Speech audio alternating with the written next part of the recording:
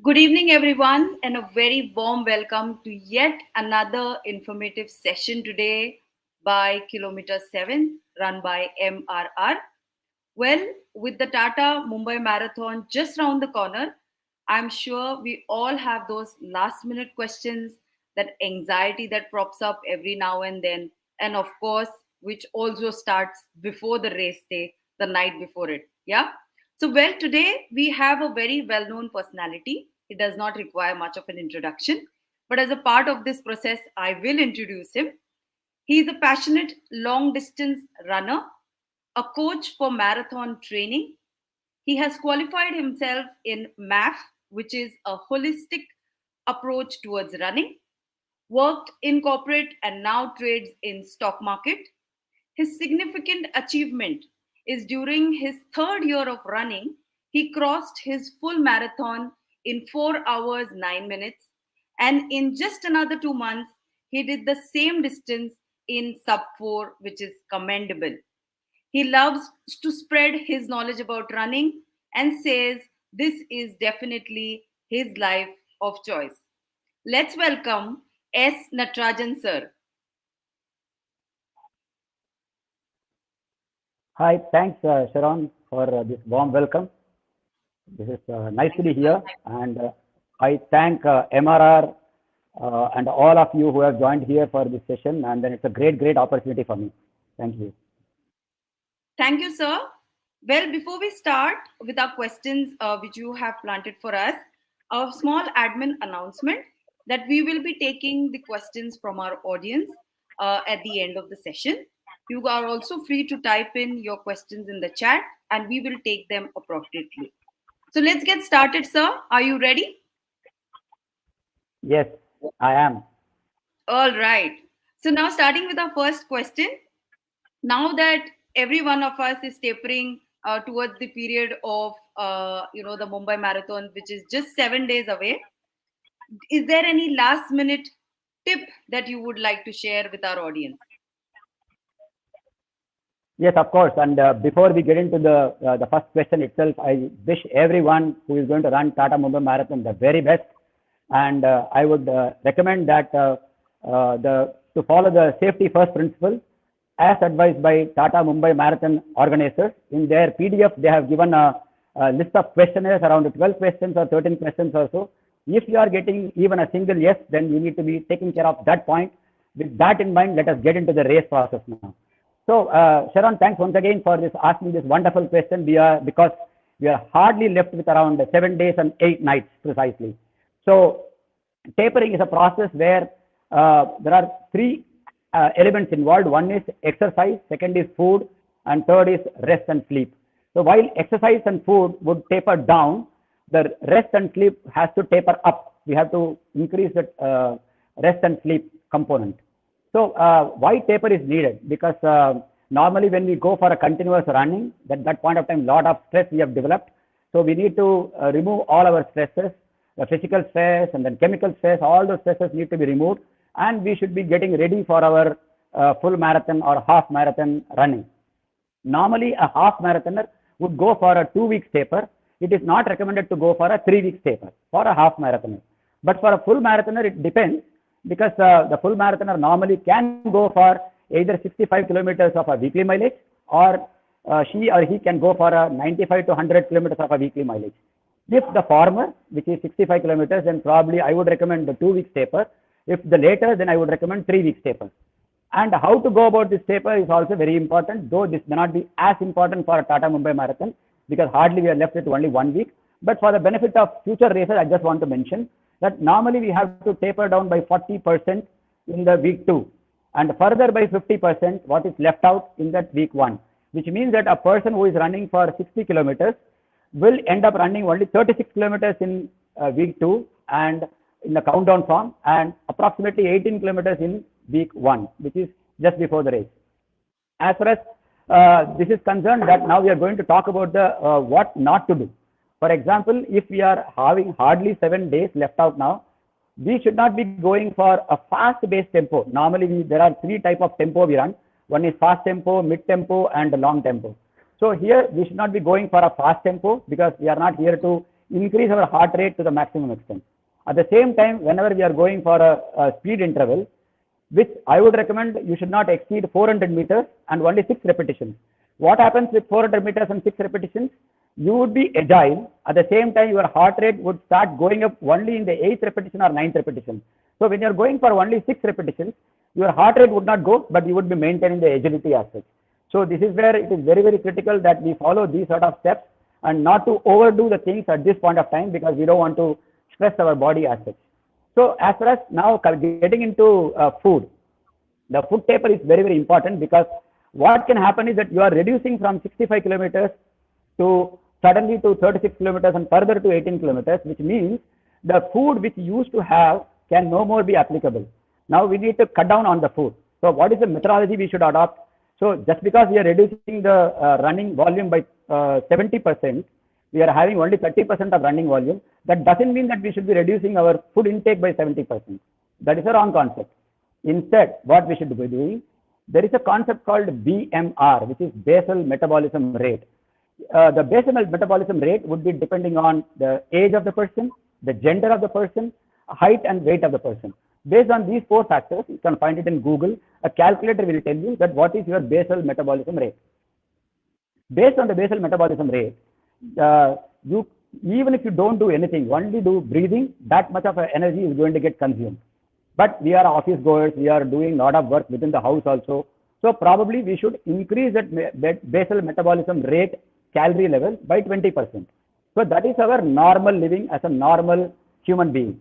Okay, so we have to, let's assume for a moment that our basal metabolism rate is 1200 calories, which means that we have to increase that by 240 calories by adding 20%. So 1440 would be the normal calorie intake we should be having. But now, because you are running for, let's say, 63 kilometers in a week, why I'm saying 63? For my simplicity, for ease of calculation, which means that every one single day of the week, we would be running for 9 kilometers. Assume for a moment the person is around 60 kilogram weight. So the 60 multiplied by the distance what she is covering in one day, which is 9 kilometers, would add up to 540 calories, which is what you were consuming as a food equivalent of basal metabolism plus something more on that, and beyond that, that 540 calories. Now that 70% cut has to happen on that 540, not on the base portion. So this is what is needed. Now we have understood what is needed to be cut down. Now what is to be cut down exactly? In taper of 14 days, I'm going to explain only 2 weeks taper. In a taper of 14 days, the initial 10 days, what we call as fat loading process. Fat loading, and the last 4 days, just before the race, it is known as carb loading process. In the fat loading process, which you may not follow for Tata Mumbai Marathon, you need not follow for Tata Mumbai Marathon. Anything what you are going to follow is based on your familiarity, based on what you have done in the past. You are not going to introduce anything as of now. I am giving for the benefit of the future races. So during the initial 10 days, we are supposed to increase our fat content and significantly reduce our carb content. What is the normally you use as a food? Normally, any human being would be recommended to have 50% carbs of energy should come from carbs, 30% or 35% should come from fat, and 15%, 15% should come from protein. Now, in this 10 days, what experts are recommending, you should increase that 35% of fat to the level of either 50 or 60% of fat, and protein remains the same. There should be a reduction in the carbohydrate for initial 10 days. Why? Normally we have kept on hearing that we need to go for carb loading and carb loading. Why suddenly there is a change? Because even if you want to go for a carb loading, you have to wake up all those glycogen pockets. So when you wake up in this process of glycogen pockets, when you go for the last 4 days of carb loading, then you would be pumping all those carbohydrates nicely filled up into the glycogen pockets, and it will be available for you in full when you run the race. This is about carb loading and fat loading. Now, I want to give you some of the tips for the chai lovers and the coffee lovers. For the chai lovers, if you are having a practice of having morning cup of tea before you go for a run or race, if you are having a practice of having a cup of coffee when you go for a race in the morning, then it is better that you stop taking cup of coffee for these 5 days or 6 days and reintroduce on the race day morning. which means that when you deprive of the caffeine, now, and when you're reintroducing the caffeine on the race day, the caffeine would be working as a signal blocker. What it will work as? It will work as a signal blocker. And what signal it will block? In our body, there are some pain signals which gets released, which is captured by our brain. So when you have the cup of coffee in the morning or the tea in the morning on a race day, what will happen? You would be postponing the pain. The body would not understand. Otherwise, what will happen? Body will understand and ask you to slow down. So this is more like a caffeine fasting. So I have introduced three elements. One is fat loading, second is carb loading, and third is known as caffeine fasting. With that, we are going to migrate towards the third element of the tapering process, which we have to taper up, which is we have to increase further, which is rest and sleep. Now, here is the time you are going to miss your morning workouts, and here is the time you have to compensate with more and more sleep. So, at least for 2 days in these 8 nights, I would recommend that you wake up little early, as though you are waking up for the race time, and test yourself what is that morning food you would like to have during the race day. I want you to test out on these 2 days, because the further recommendations what I am going to give you now will ask for eating much more than what you normally used to be. So for that purpose, you need to at least wake up twice in these 7 days, little earlier than what you normally do. Or rest of the time, you should go for a sleep. Most of us are already very, very active in either in our business or in our office. So I would recommend that do not travel for these days. You stay in the station. You come back home much earlier. If you are not finished the work, please come back home and then do the work at home itself. And if possible, go for work from home concept, so that you would be your legs will be very, very fresh. And at the same time, you go for a walk. There is no problem in for walking. You can keep walking within the house. You can keep yourself agile, but at the same time, you should rest your legs. That is the tapering process I just want to see. All right, sir. I think that was very informative. Moving on to our next question, sir. As we know that the race is on 15 Jan, what should be the routine that one follows a day prior, that is on 14th? Yeah, 14th is very, very significant for any of the runners, and even more significant for the outstation runners. So we have to ensure that we have to be positive on hydration. When I say positive on hydration, meaning if normally we consume around 3 liters of fluid, and we have to have little more fluid on that particular day on 14th. When I say fluid, I'm using carefully, because everything should not be water. Half of the thing can be water, and the remaining half can be salt water or the glucose, what we normally prepare with 1% salt and 5% glucose. That sort of water we can have. So that is what I would recommend. And you have to completely rest your legs. If you are going for an expo to meet your friends, you be there in the expo and then try to sit on the floor somewhere or on the chair and then chat with your friends and then get back home and then rest completely. And very, very important, 2 critical words I'm going to say. One is familiarity, another is control. The familiarity, we all know that what I am comfortable with, which food I am comfortable with. That is familiarity. We should not be exploring too much of a different food just because you have come to Bombay. We should not be exploring too many other food. What we are accustomed, only those foods we should have. Second is control. While you know your the familiar food, but the restaurant what you are choosing, the hotel where you are going to have food, what you are choosing should also be carefully chosen. You should know which restaurant is offering a good food, good quality food in terms of quality, I would say. So you should not have from unknown restaurant where we do not know what is going to be the quality. And avoid uncooked food. For example, if you are having the habit of cucumber, please avoid, because cucumber can produce acidity if you are going to take uncooked food manner. And avoid coconut chutney. Normally people think that idli is the safest food and they normally go for a idli. At the same time, they would like to get, they will also get accompaniments as chutney or sambar. So if it is a coconut chutney, avoid, because we do not know the aging of the coconut chutney. Similarly, if it is a sambar, do not drink it. You have to only just dab it and then have it. Do not have more and more sambar, because you do not know what is the spice, what is the ingredient which has gone into it. Stay safe, and that is what is important. And there are people who normally consume alcohol. For example, they have a periodicity of once in 15 days or once in a month. They normally go for alcohol. The advice for those people is that if you want to go for a half glass of beer or half glass of wine, On the race, the 14th night, it is advisable to go because that will give you a good, comfortable sleep and you can wake up very, very fresh in the morning. Do not increase the quantum, but only half glass of beer and half glass of wine. Those who are not accustomed, please don't even try. That's about 1 day before racing. Yeah. All right. So, sir, we runners have often heard about hitting the most infamous wall. How can one avoid hitting that wall? Okay. Hitting the wall is depending on several factors, and then I would like to give the background why we are normally hitting the wall. When we run, we use the energy called fat. Predominantly, we use fat as an energy, and secondly, carb as a energy. But why carb is getting much more importance? Because even to burn the fat, we need a carbohydrate. Fat cannot burn on its own. Even to burn the fat, we need carbohydrate, and carbohydrate can burn on its own. So I normally give an example of a wooden log and petrol.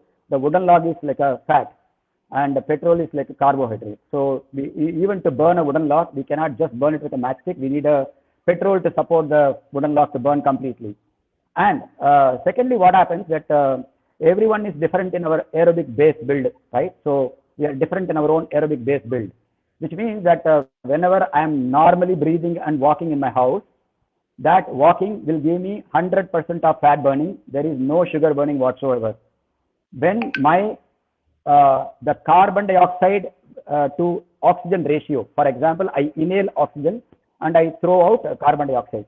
The ratio between carbon dioxide and oxygen, when it is 0.7, which means that I am going to burn 70% of fat and only 30% of sugar.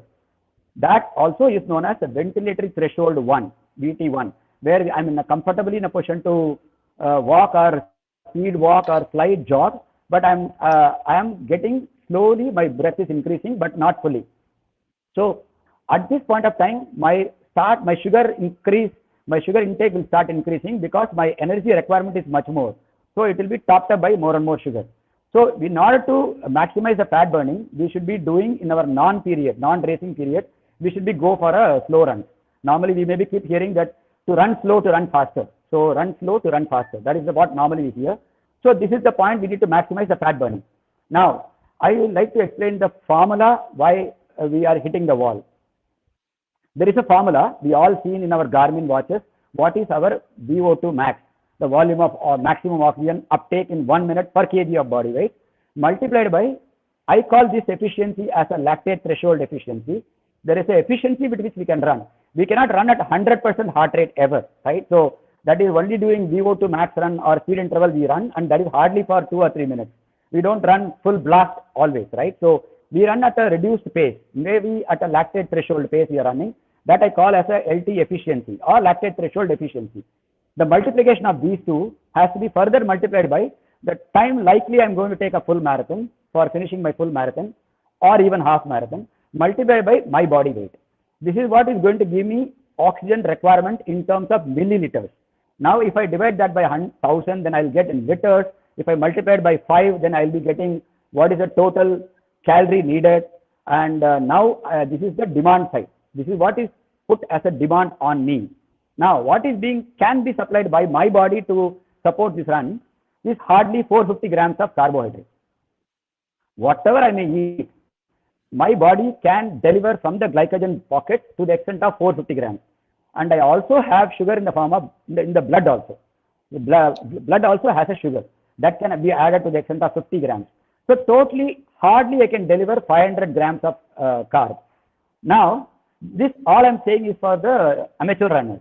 For the elite runners, this figure of 450 grams would be much higher to the extent of 650 grams. So, and the elite runners are who? There are hardly only 1,000 runners in the entire world. So, whom we can call as elite runners. We are not going to call everyone as elite runner, though, because somebody is running much faster. So, all are amateur runners only. So, we need to depend upon these 500 grams only. If there are only 500 grams available, which translates to only 2,000 calories in terms of supply capability. And what is demand put on me? Close to around 2,500 also.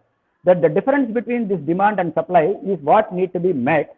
And when it is not getting met through a proper race time nutrition, then we will be hitting the wall. So the point is, on 14th, on 15th early morning, whatever we are having, we are trying to replenish our glycogen pocket to the extent of 450 gram only. So whatever, if you don't eat, that 450 gram also will come down, which means my supply capability is also going to go down, which means that I am going to hit the wall even sooner.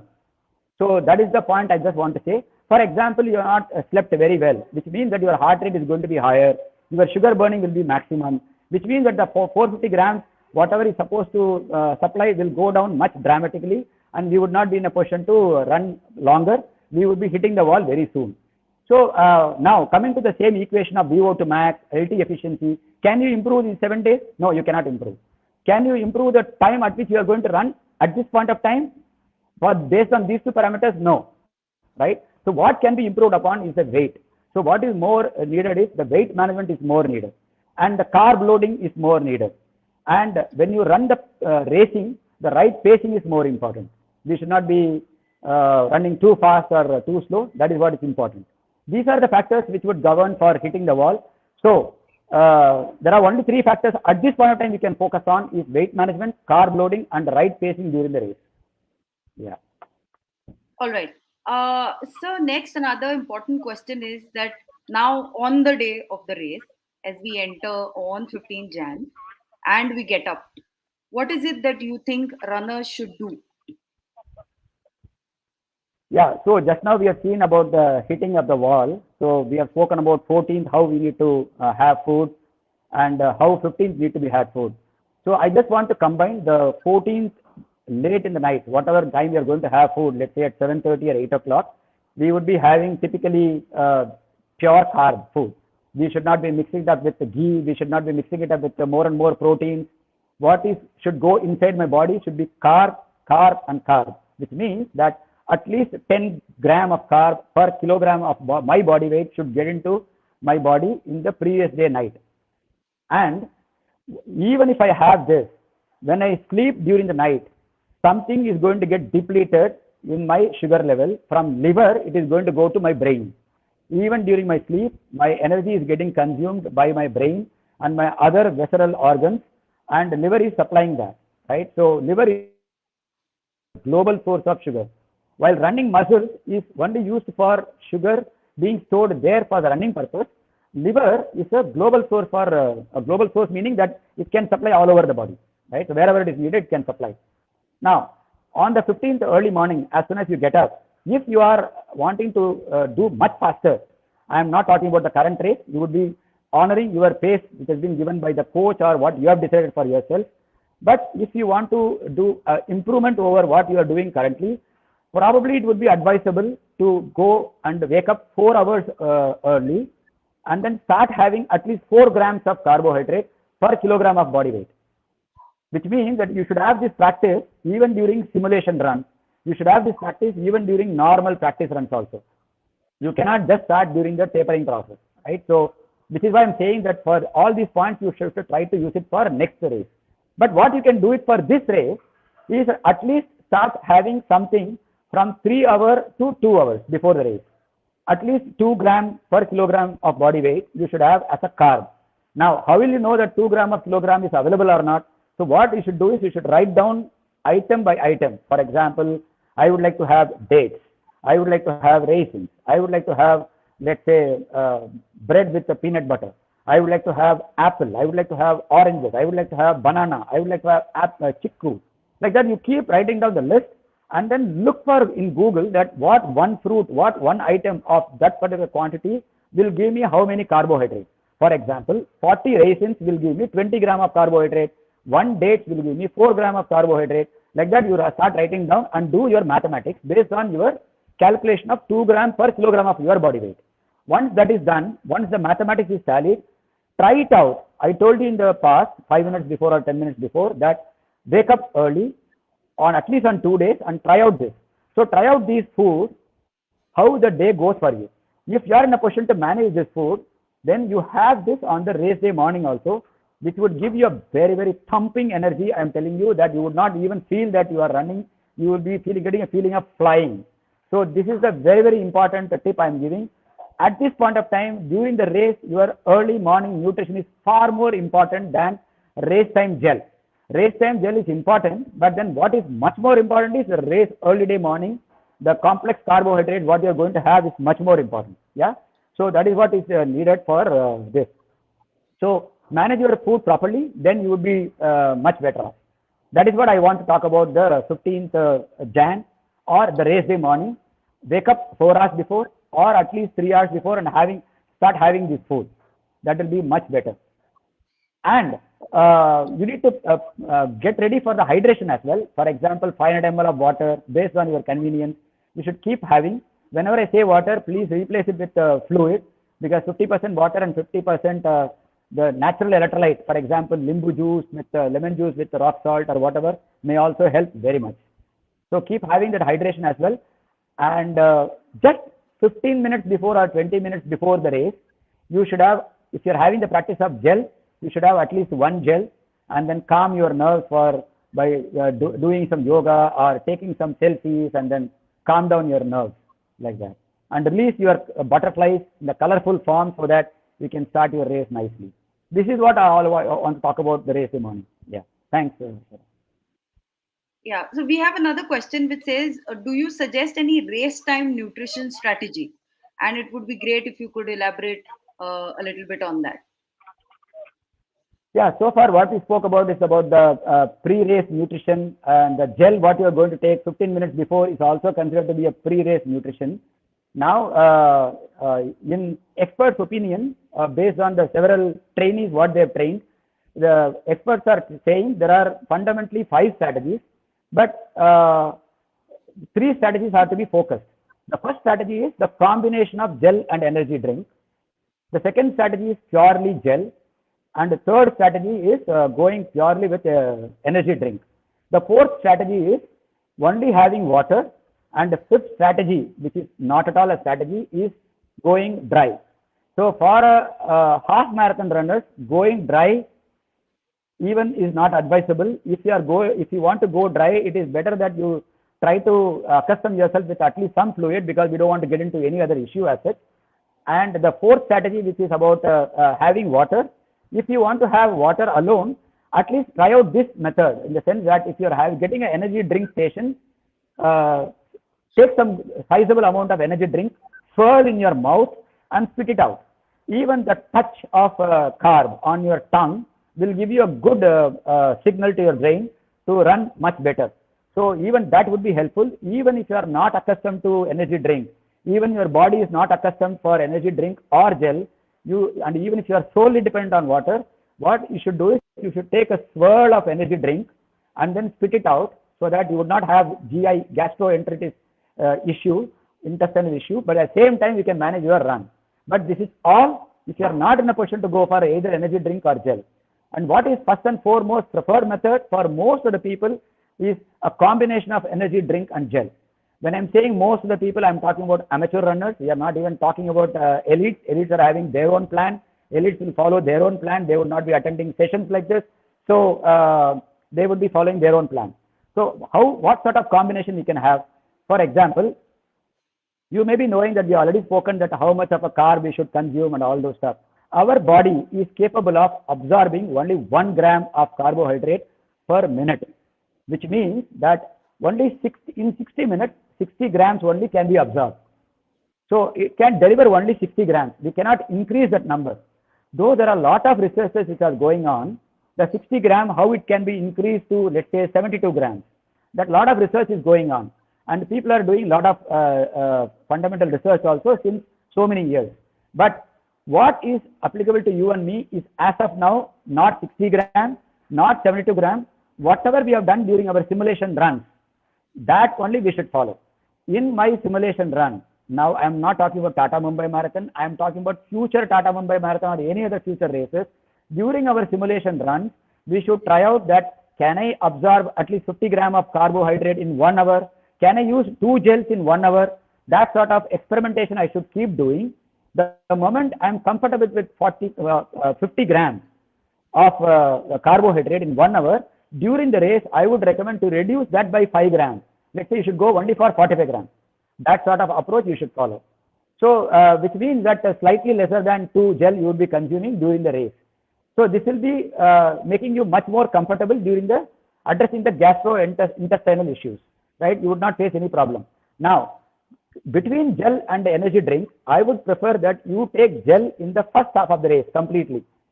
During the second half of the race, when you are a little more tired, you should start with your energy drink, which means that there are gels where you should take water along. So you consume your gel, for example, 4 gel you are comfortable with. So all those 4 gels, you mix it up with water, you make a complete solution, and you carry either all those solutions with you and keep taking sips of gel.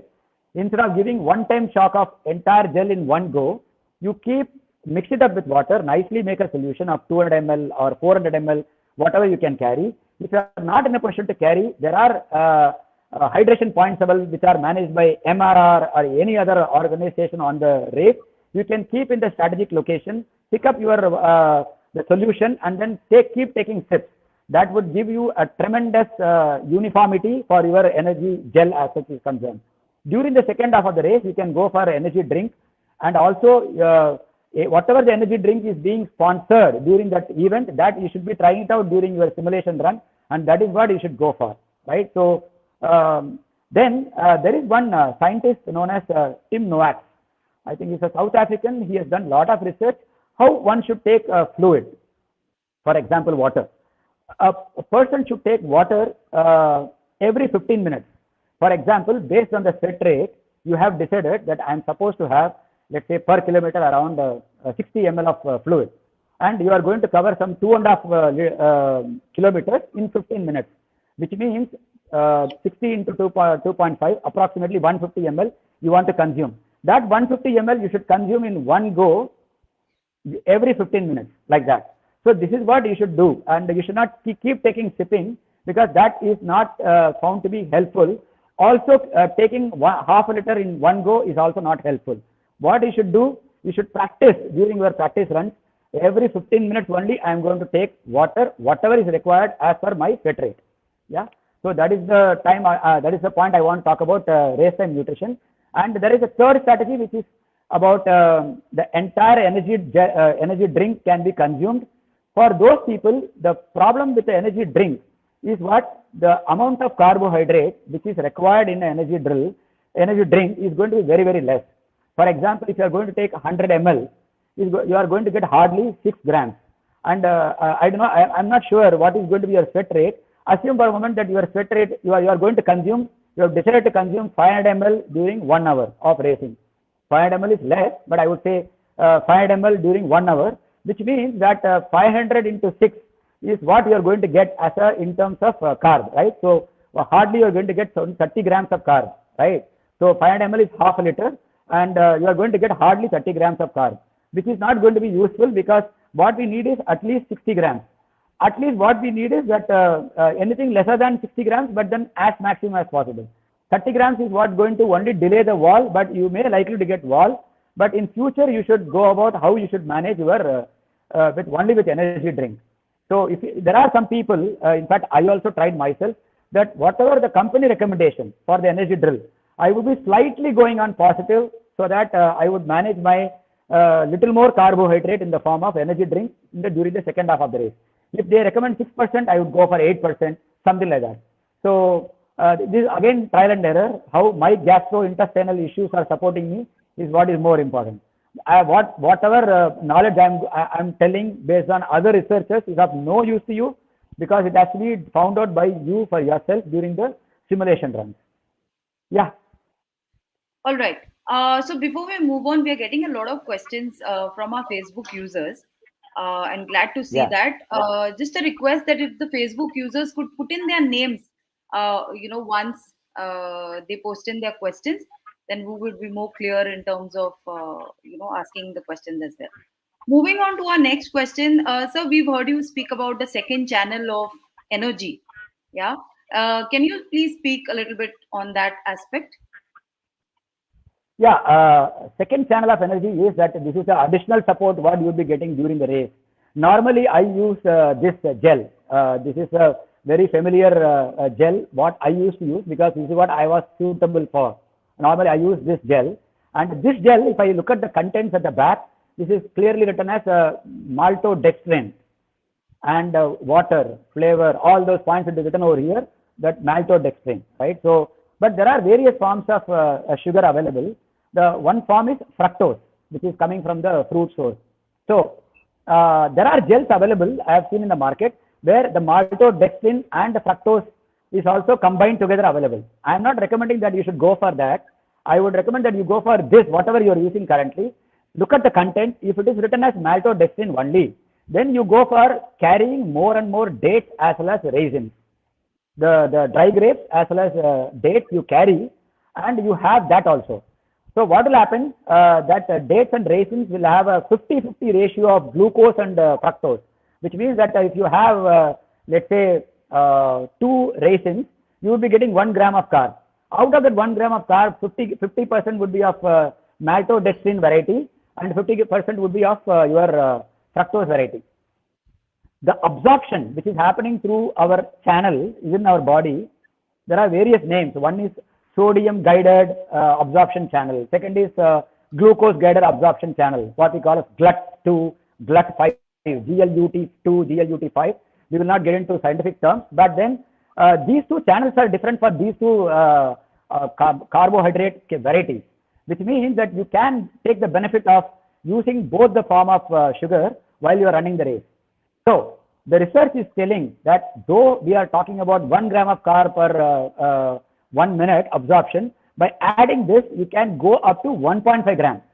That is the point I just want to give a message, which means that even if you are only on energy drink, which is hardly going to give you 30 grams of carbohydrate during 1 hour of running, if you are going to carry your dates and raisins, and if you are going to have it considerably and during the run, you will be getting additional support.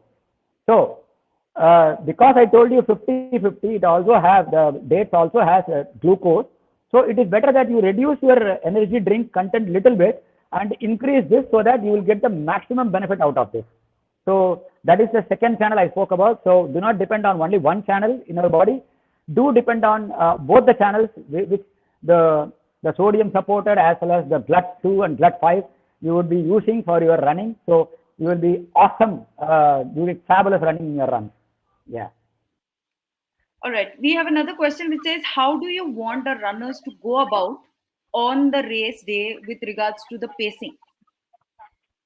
Oh, yeah. This is a very, very crucial point. So the tapering, I would say, the 2 week tapering and entire racing, if I combine into one portion, the 2 weeks tapering and entire racing, if I combine into one portion, and the practice runs as another portion, I would give weightage of 60% to practice runs and 40% weightage to taper and racing, right? So only one wrong strategy during your racing can all can go wrong in that one particular wrong thing. So what your coach has defined you, what you have practiced in your practice runs, in all your 3 weekly critical runs, for example, speed interval or tempo or long run, based on some parameters, right? So you should protect that marathon pace. You should protect that half marathon pace. You should not go too fast and you should not go too slow also. There is no fun in after having practiced for the run. If somebody is going to tell you that run slow, please don't agree.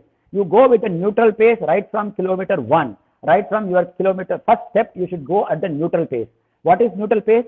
If you are planned to run at a 6 pace, you should go at 6, 6, 6, like that. Every kilometer you should knock off. Okay, there are people like me who would be having some sort of anxiety, who would like to run little faster and have some buffer. What I do, I'm not asking you to practice what I do. What I do is that instead of running at 6 planned pace, I would go for 5:55 pace. I would go for 5:55 pace. Like that, I will go for 4 kilometers. I will carry that 20 seconds buffer, which I would use it for rest of my runs. After that, from 5th kilometer onwards, I am not going to overshoot or underplay my pacing. I would go systematically on the same pace, whatever possible. Now, there is a point. Is the pace going to be constant throughout the run? No, it is. There are going to be ups and downs in our routes. So if there is a better road, if there is any inclination up which is coming, I should be knowing during my practice runs, instead of running at 6 pace, I should be climbing this portion at 6:45 pace, I should be climbing this portion at 650 pace, or a more finicky a person like me who will be looking constantly at my lactate threshold heart rate, that whether I am crossing my lactate threshold heart rate, or can I go a little slower down so that my heart rate can be brought back. Yeah. So this is what is very much important. There is no fun in going much faster and getting bonked off. That is the reason number one for the wall getting hit. If you go much faster, what is going to happen? Have you ever seen a rubber band? So when you keep stretching the rubber band, it is not going to come back its original position.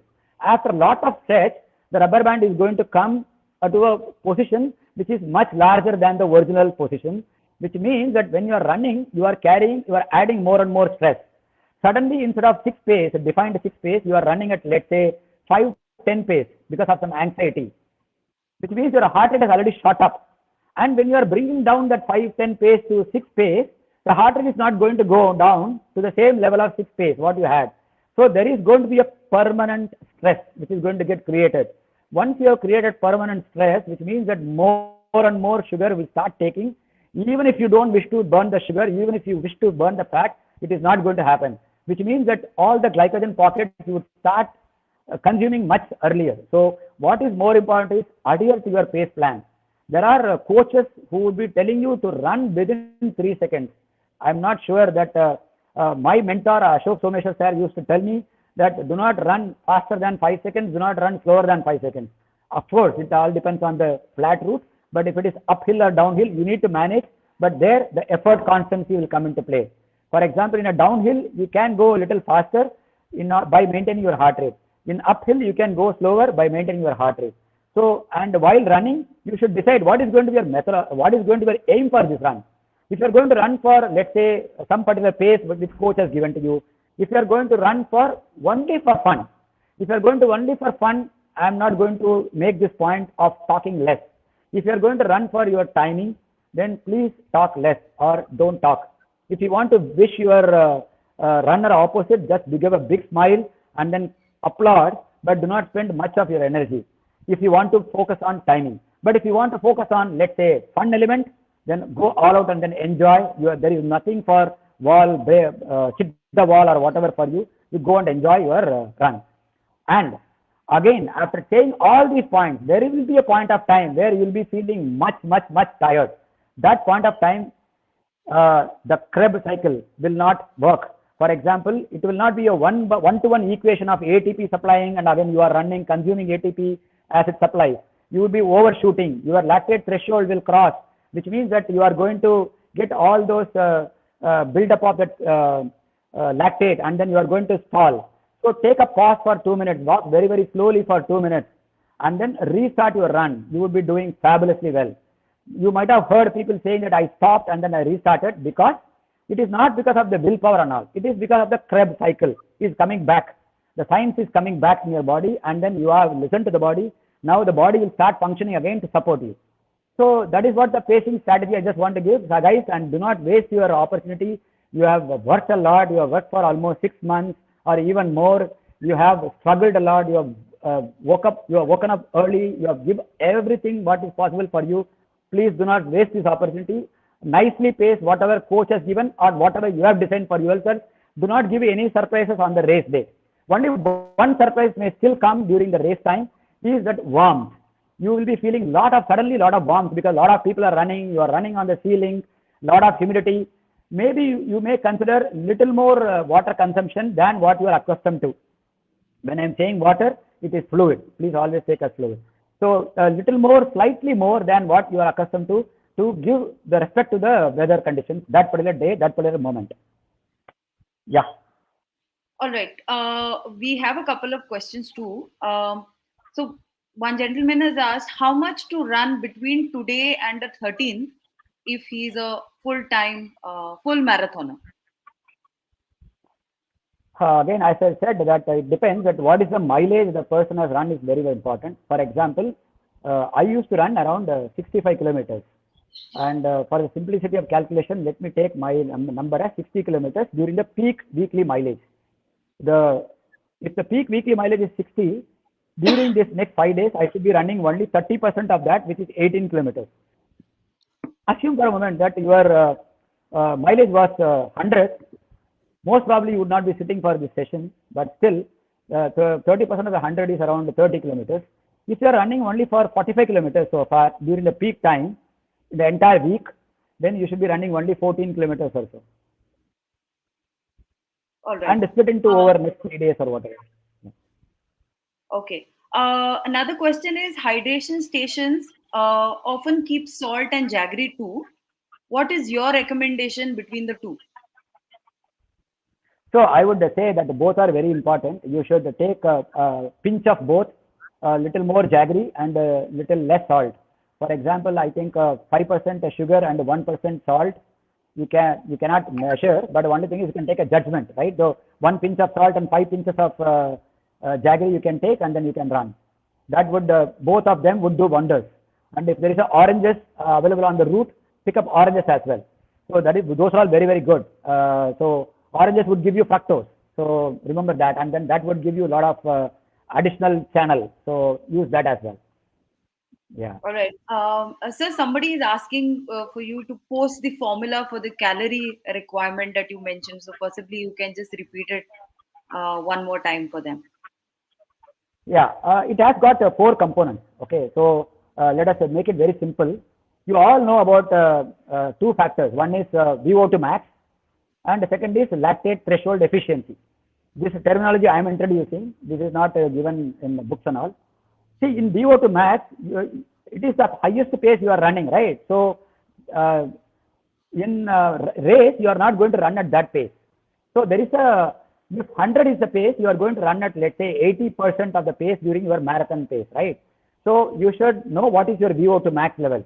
For example, if your VO2 max is 40, multiply that by your 80% factor or 85% factor or 70% factor, what all your marathon pace is. So that is 2 factors I already covered. So these are the 2 simple factors. The third simple factor is how much time you are likely to take a full marathon, complete a full marathon. That is the third factor. Then the fourth factor, what is your body weight? So these are the 4 factors. Multiply everything, you will get the volume in ml of oxygen, which is milliliters of oxygen. Once you divide this by 1000, because 1000 ml makes 1 liter, once you divide this by 1000, you will get in terms of liters of oxygen. That is what you are going to consume during the run, right? So when you are going to consume so many liters, you need to multiply that by 5. I mean, why 5? I am not that expert, but you need to multiply that by 5. So you will be getting in terms of kilocalories, right? So that is the kilocalories which is put as a demand on you. And there is a factor called supply, what you can supply. The supply is restricted 450 grams for amateur runners like you and me, and 650 grams for elite runners who are only 1000 in the world. There are only 1000 runners in the world, okay? And there is a blood sugar, there is a blood glucose also, right? So that you can assume as 50 grams. So 450 plus 50, approximately 500 grams you can deliver. Now, whether you can deliver 500 grams, it all depends on your pre-race nutrition, race time nutrition, and not race time nutrition, pre-race nutrition, 14th nutrition, and how do you take carbohydrate for last 4 days of the race. It all depends on that. Yeah, so you need to be fulfilling your glycogen pockets. So how to fulfill the glycogen pocket, that I have already told. So you should go for a fat loading and then carb loading. Also, you should rest very well, so that you should also taper down your food. When you are tapering down, you should not go for 100% taper, 70% run come ho gaya, I am also reducing your calorie intake by 70%. No, we have already defined that what is used for running, that only should be reduced that much. So all those points we have mentioned. Yeah. Correct. So we have another question, sir. The Mumbai weather is always very erratic. Mostly on the marathon day, it's always been far from good. So if there is a sudden change in the weather now, should one adapt to that? How should one adapt to that? Yeah, that is a very, very critical point. In fact, I saw the weather report as of yesterday for the date of 15th morning. It was showing wonderful. I think 17 degrees, somewhere around the 5:15 when the race is going to start. Satra 17, 17. That is going to be the temperature which is going to be at the starting point of the time. But all these are not when the runners are available, right? When the runners are available in en mass, we are breathing, we are leaving out, and a lot of heat is also getting generated. So it can surely go wrong. So what one should do is that you should keep your body cool. And how to keep your body cool? By slightly increasing your hydration level. Assume for a moment that you are okay till 10th kilometer or 12th kilometer. Go with your normal hydration level. After 12th or 14th, now you are feeling that you are feeling lot of heat and all. Then probably, because what I'm assuming that you are not, you already practiced it. So when you feel that on the 12th kilometer of that day, 2 weeks before, was far comfortable than 12th kilometer of this day, then probably you should add, let's say, 10 ml more than what is normally you are practiced with. That should surely help you. And all said and done, you should also increase your little salt content. But you may not be going as precise as possible. But only thing is a slight delta, slight change should give you a good. But having all said and done, if you are feeling somewhere uncomfortable, it is always better to reduce your pace by 5 seconds and maximize your optimization. What only you can optimize is your slight reduction in the pace. For example, even if you reduce the pace by 5 seconds, instead of 6 pace, if you are going at 6.5 pace, then it is going to do world of good. So that is what I would recommend. Yeah. All right. We also have another question coming up which says that I have never tried gel before. Can I start with it now, or is water enough? And this would be mostly for a half marathon distance that the person is looking for. So this is a very precise question you asked. The answer to your precise question is no. Please don't start now. But for a half marathoner, I'm only taking the example of 75 minutes, 1 hour 15 minutes. If a half marathoner is finishing a run, he's a super fast athlete, right? She or he. So for them, gel is not needed, energy drink is not needed, nothing is needed. If a person is finishing it in 75 minutes half marathon, nothing is needed. Go with normal pure water, or even that is also not needed. But now, if you are a half marathoner who is about to finish between 90 minutes to 120 minutes, then very much is it needed. Though you would not like to waste your time, though you may be in a position to manage without anything, still I would recommend, if you are between 90 minutes and 120 minutes of a half marathoner, you should go with either 2 gels or equivalent energy drink, whichever is suitable to your body, which I keep telling about gastrointestinal issues, right? So the body has to digest whatever you are taking. So that you should practice during your simulation runs. Now I keep telling about simulation runs. What is that simulation run all about? On some of the long runs, you should pick up 3 runs or at least 2 runs in which you would be simulating everything as per the race condition. You would be getting up as per the race timing. You would step out, you would start having gel, you would start your run, you will go as though you are running a race. Like that you will do. And all those practices you would inculcate during this run.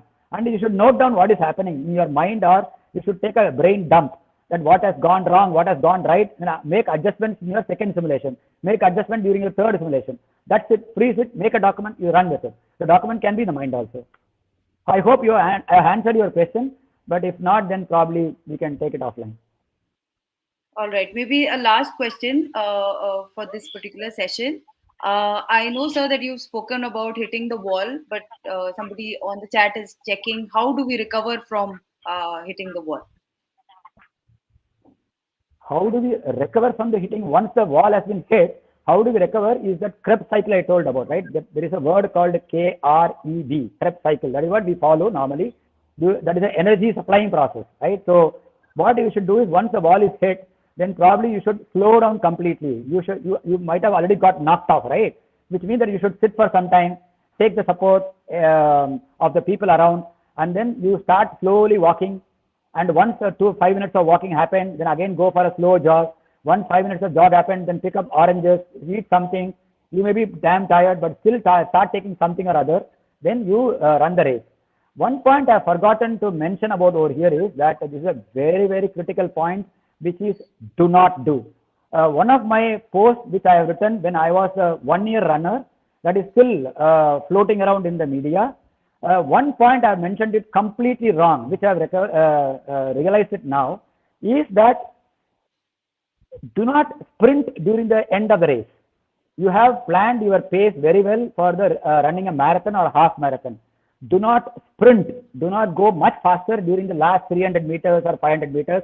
This is outstandingly wrong. This is outstandingly bad. Okay, so if you want to sprint, you should have shown your during your time trial days. You should have shown during your training days. You should have shown during your speed interval days. If you are not shown that particular time, if the coach has not defined increased pace plan, it is better to adhere. Do not sprint and finish. Nothing is going to happen. You are hardly going to lose 2 seconds or 3 seconds, but do not risk life for that. And after finishing your run, do not immediately drop down your head as though the normal, we always see in the posters that the athletes are dropping down their shoulders and their head and then gasping for breath. All those things, please don't do, which is going to be very, very painful, which is going, sudden rush of blood is going to happen. Please don't do. You slow down your run. You go for a jog after finishing your run. You tell the organizers as feedback that I want to have some distance for running my cool down run, and then only you take the medal. So all sort of feedback you give, because it is your matter of your life.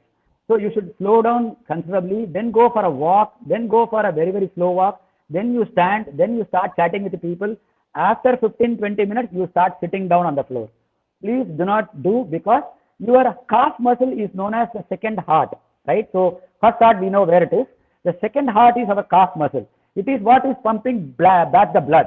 So if you are going to stop and then sit down, the calf muscle, it cannot pump the blood back, which means that the blood pooling will happen, which means that if there is a deficiency for the heart muscles, we don't want that scenario to happen. So it is better that you go very slowly after you finish your run as per your pace plan, then go for a jog, then go for a walk, then slow down, and then stop, chat with your friends, and then sit. Yeah, so this is the point I want to tell you. And Sharon, can I take 1 more minute of? Sure, sir, Yeah. sure. Yeah, so there are two things we can expect during a race, right? The two personal best. One is the personal best in terms of timing, and the second best is that in terms of enjoyment. The route will unfold. A lot of children, lot of people like you and me who will be clapping with the flag, national flag, as though we are participating sort of Olympic sort of electrifying ambience will be prevailing. Please enjoy that. Please clap, please applaud, please smile. When you do this, what will happen? You will have a nice experience to carry. At least one personal best I want from all of you. If I'm getting two from all of you, I'll be very, very happy. If not, at least give me at least one personal best.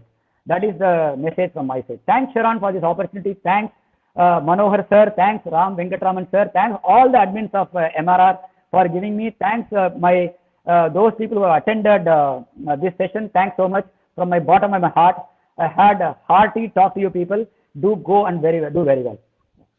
Thank you so much, Natarajan sir, for being here today, and MRR for organizing such innovative and informative sessions every time. For those who would like to subscribe, please click on the subscribe button. Also, there are 3 hydration stations which will be provided by MRR on the day of the race. The names are, one would be at Flora Fountain, the other one would be at the Churchgate Stadium Restaurant, and the other one would be at Pedder Road. Yeah. Wishing you all the very best. Hope to see you all soon. Yeah. Thank you so much. Thank you, Natarajan sir. Thank you. Thank you, everyone. Thanks. Yeah.